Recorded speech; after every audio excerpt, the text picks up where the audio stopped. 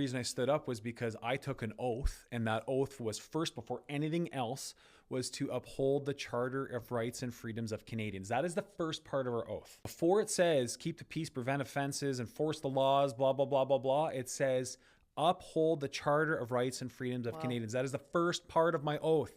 And I'm not going to throw out that first part of my oath, because then what the heck does the rest of my oath mean? Because there's 13 kids at a kid's birthday party and it's an 8 limit due to the lockdown orders. Yeah. Now they want to go outside and skate on a pond, and that's all of a sudden illegal. But the LCBO and Walmart can have a lineup around their building. But I got to go and tell that kid that he's got to go home or he's going to get a Reopening Ontario Act ticket. I said, absolutely not. I'm not doing that. And when I saw the kid dragged off the ice in Calgary, that was the catalyst moment for me. I'm like, I am done. Yeah. And I stood up and I said, I will not violate my oath.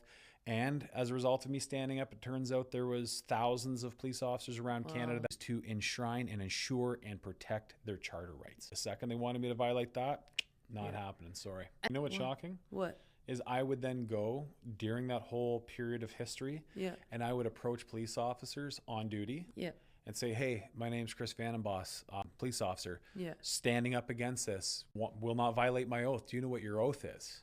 They didn't know. Half of them didn't even know. Wow. They didn't even know the oath they took at Ontario Police College or at their swearing-in ceremonies at each headquarters. Wow. They didn't even know the oaths that they swore. And I would then say, go to your duty book. I want you to read, if it's not in your duty book, if you don't have one that has it in your duty book, which is where they write their notes, then go online and type in Police Officers Oath Ontario and read the first line of what it says. And I swear to uphold the Charter of Rights and Freedoms of Canadians.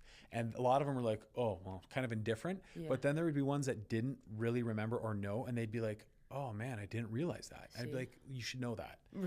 And when your superior tells you to do something that violates that, it is your duty to say no. And then I tip my hat and give kudos to every single oath-taking officer that pushed back to their supervisors to say, no, I'm not violating the rights of the people.